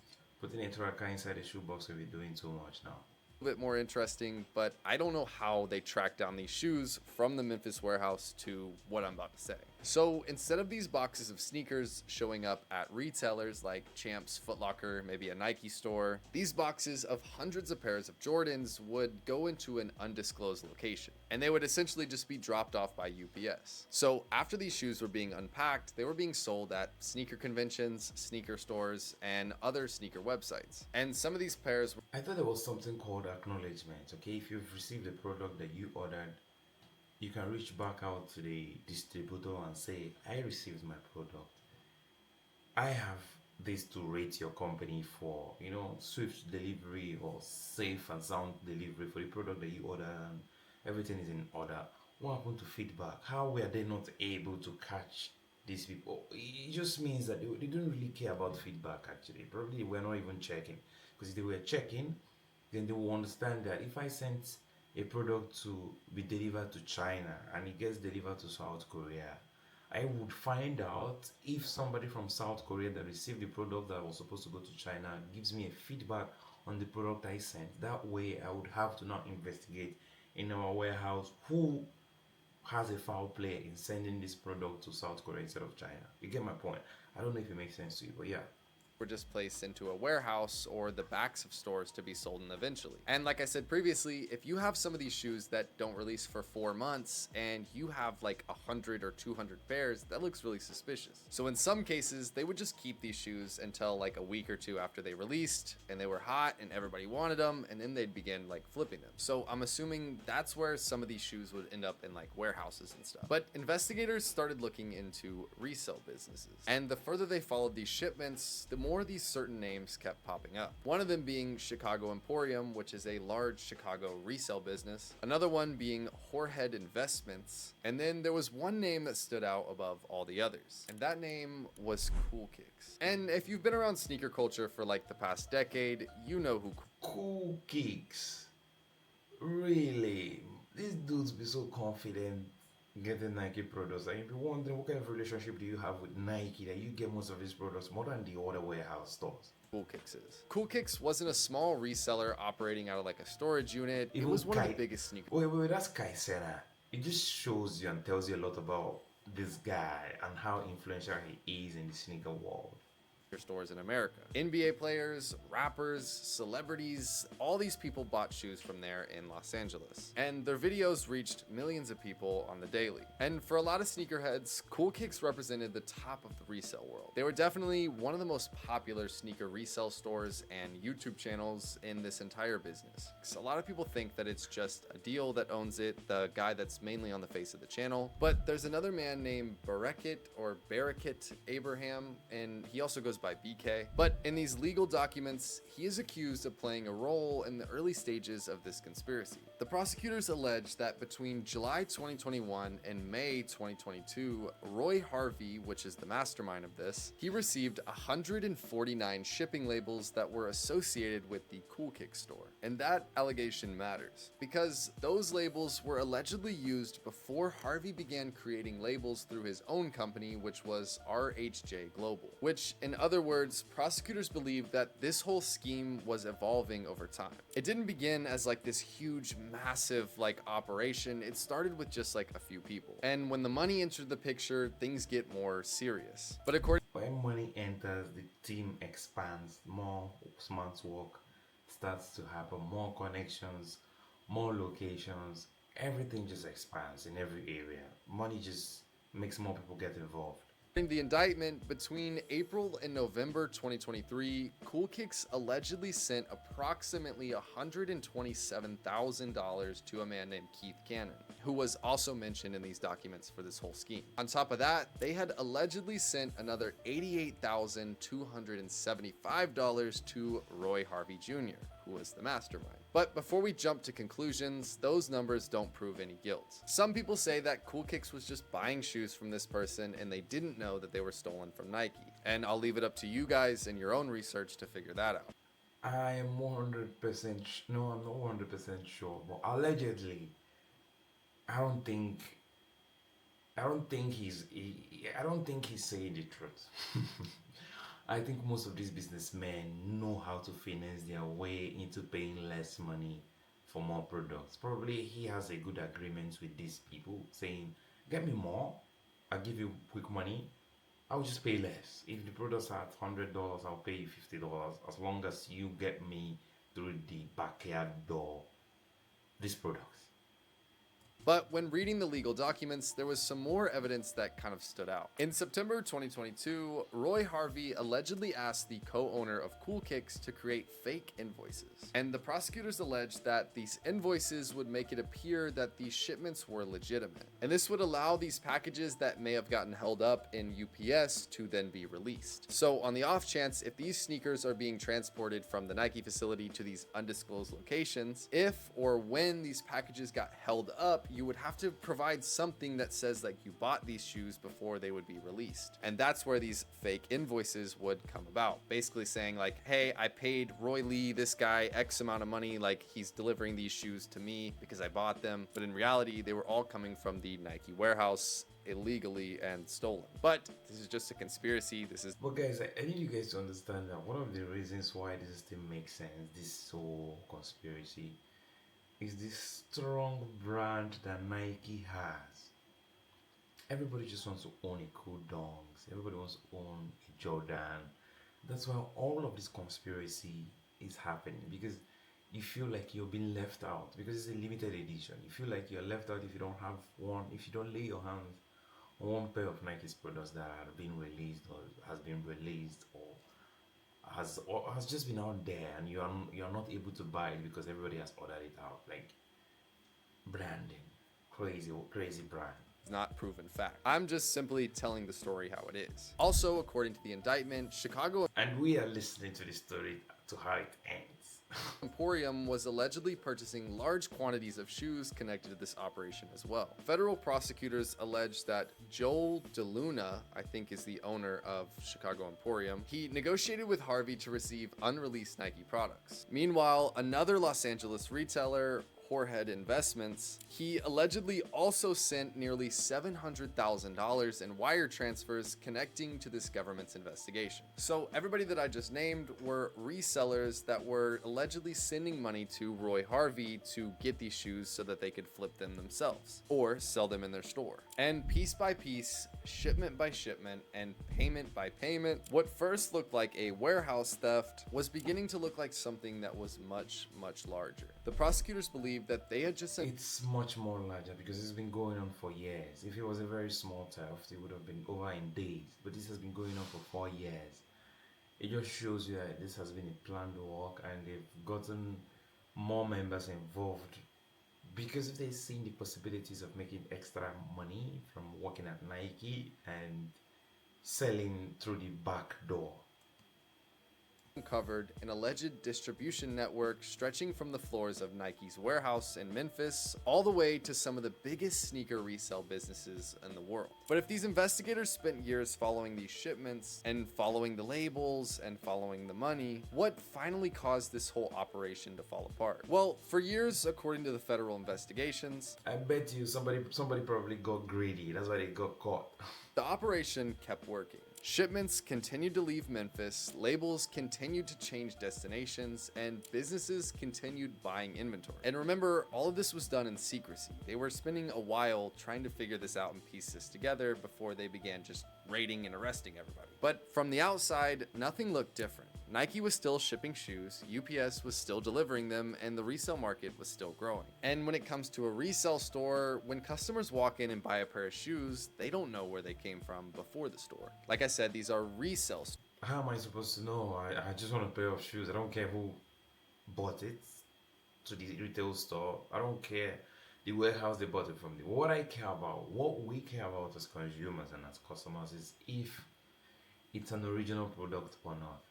We don't even care if it's stolen. I'm not gonna lie. Me, I don't care if it's stolen because I'm not gonna spend my time trying to find out if it's stolen or not. I'm gonna spend more of my time trying to look at it if it's original or is in good conditions and things like that. So the clients don't have a say in this. They can't control this. They only control what's in their control.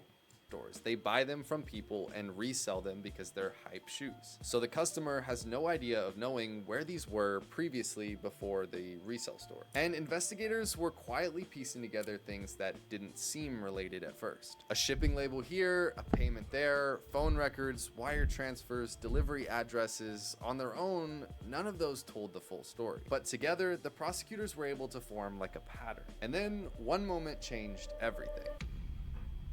In January of 2024, Roy Harvey was arrested in Los Angeles. And this was when the popular sneaker resale warehouse and platform Project Blitz got raided. And for those who don't know, Project Blitz, they're huge. They have a YouTube channel and they've even been on like Pawn Stars. They make videos pretty much showing off some of the rarest sneakers that you can possibly buy in the world. But supposedly, after they gathered this evidence, they arrested him with 28 cartons of stolen Nike products that were connected to this whole conspiracy. And that is why Project Blitz got raided, because somehow, some way, he was delivering shoes to Project Blitz. But the Project Blitz story is an entire video on its own and all the controversy that comes with that. But this was one of the first moments that investigators could say that they could physically connect redirected shipments to somebody.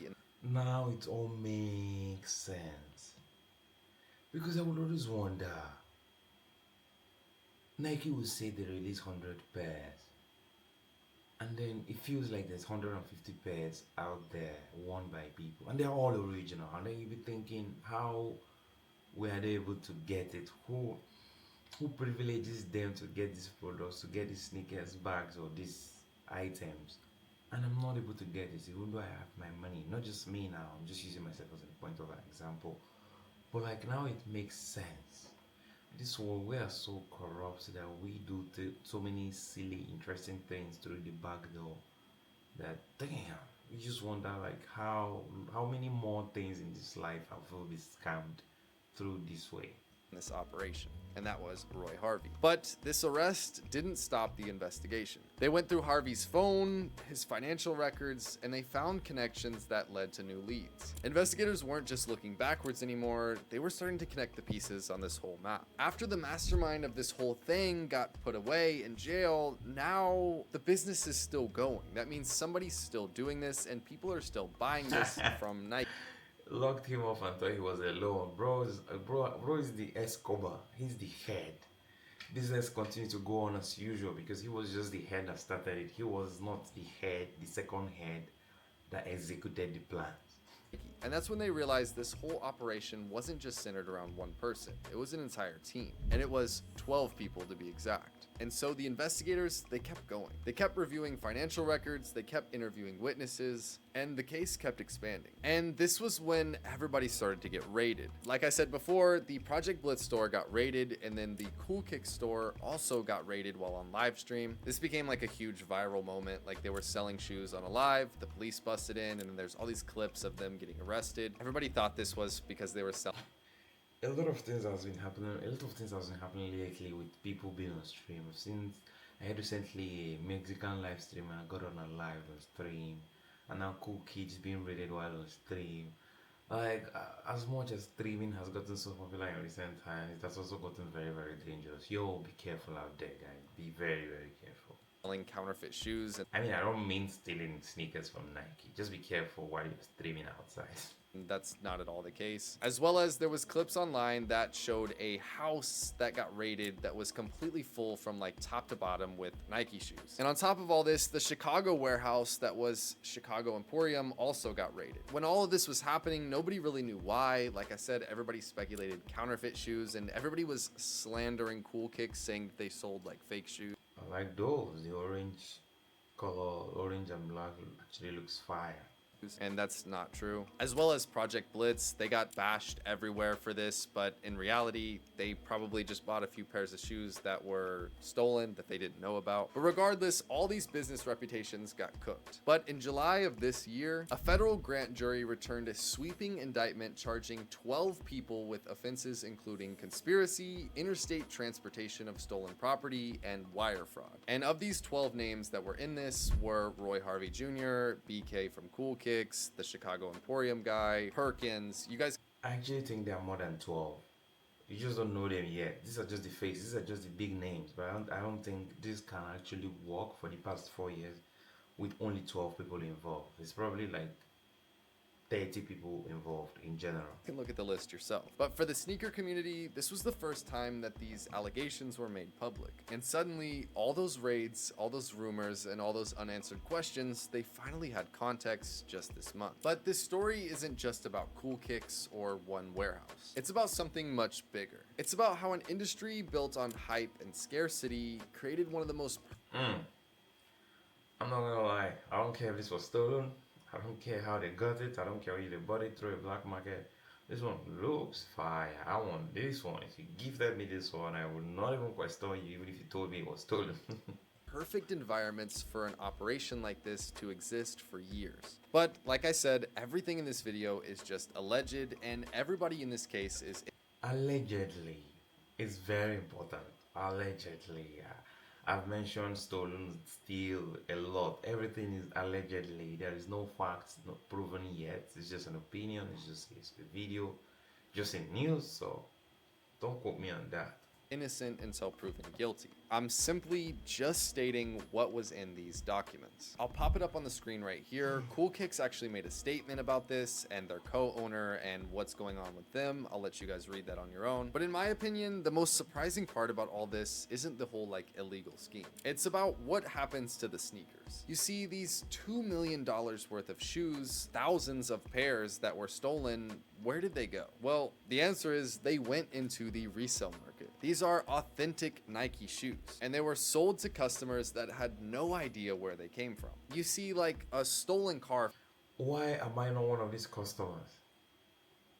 Now it makes sense again why living in America you guys are privileged to some certain bullshit like this one. Imagine buying a very good pair of sneakers at half the price, thinking it's not original, not knowing it's actually original.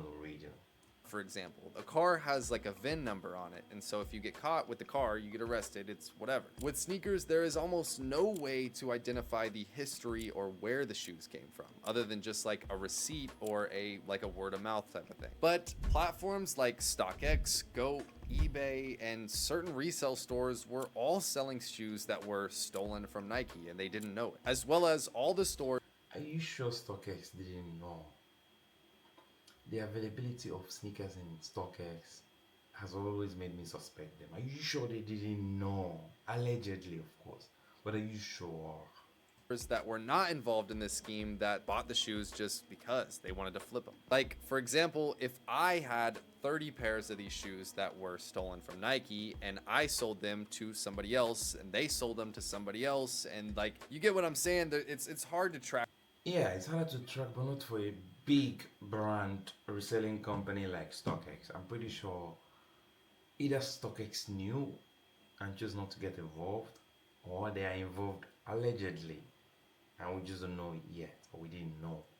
All these down. So there was plenty of people in this whole scheme that were selling shoes that were stolen that they didn't even know it. And that's what makes this case so much different. It wasn't counterfeit fake shoes. It was real authentic Nike products that were just being circulated everywhere in the United States. And the sneaker community spent months trying to figure out why all these people got raided, and it seems like now we finally have some answers. And that's for you to decide. Once again, I'm just telling the story. I'm not taking sides with anybody. But the answer to this entire mystery was sitting on the box the entire time from the very beginning, and it was just a shipping label. And also one of the most elaborate schemes I think I've ever heard in sneaker history. And that pretty much wraps up today's video. I hope you guys enjoyed this one. This one took a lot of research and a lot of putting this stuff together. To be honest with you, I've been putting this video together for like, I would say like a month now. Like before all of this news broke public, like I knew some things and I did some. What do you guys think? What do you think? Do you think there are just 12 people involved in this theft?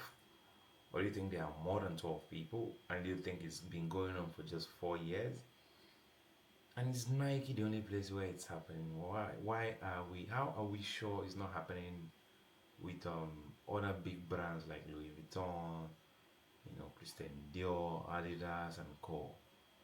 Because we still see the same trend happening with their products as well. Sometimes some unreleased products gets released in a week and then you're seeing it in some country in Asia and you're wondering how did it get here so fast if it wasn't already there before they even released it.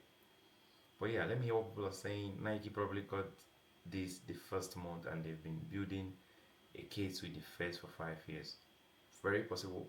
Memphis had a bad snowstorm and backed up the boxes and an employee caught the labels not being correct, so they called the police and they started tracking these labels and found out everything.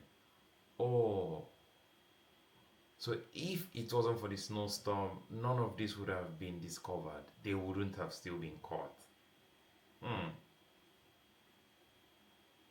This employee needs a raise and needs to be protected at the same time. Wow, that's crazy. With Cool Kicks, when I heard Rami say he gets his shoe in bulk now for cheap, gave it away or confirmed. I told you guys, if I mentioned it a while ago, that it's almost impossible for these big retail stores to claim they don't know. They know. They will probably just buy it for half the price. If a sneaker is $100, they will buy it for 50, even 40. Because if you are involved in a theft like this, you are more concerned about the money. As long as you're not getting $20, for example, they would rather get half the price and get cash, than, having not to be involved in the theft and have these sneakers sold at normal prices. Most StockX, Cool Kicks, all of the people, I feel like allegedly they know. They knew and they still know. Wow, thank God got this video that provides zero additional context from the 9 other shitty videos made about this subject. So they were selling stolen shoes. What a good company.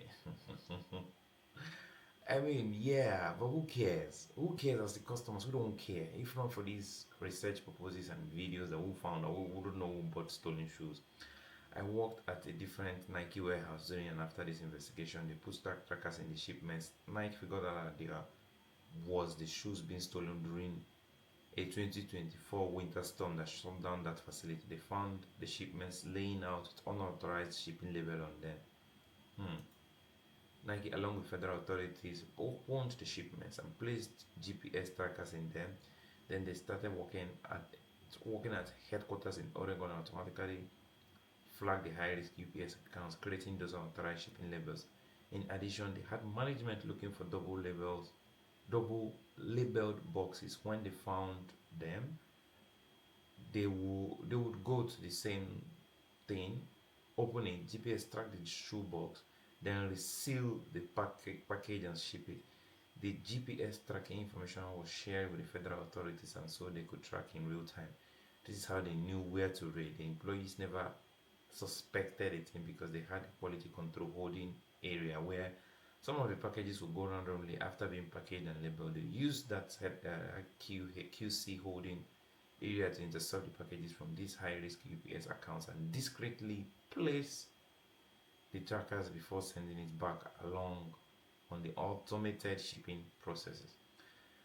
It's been it was all a planned work. It didn't just happen by luck or by chance. They started it small with a few people, and then the team grew to a very huge number of people. But that's about it, guys. Let me know what you guys think. Thank you guys for watching.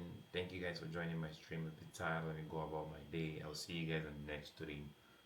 Subscribe to the channel. Subscribe to my tweet. Follow me on tweet. Follow me on Keep. Follow me on YouTube. Follow me on Instagram. Follow me on TikTok. And I will see you everywhere. I want to be stalking you wherever you follow me. Yes.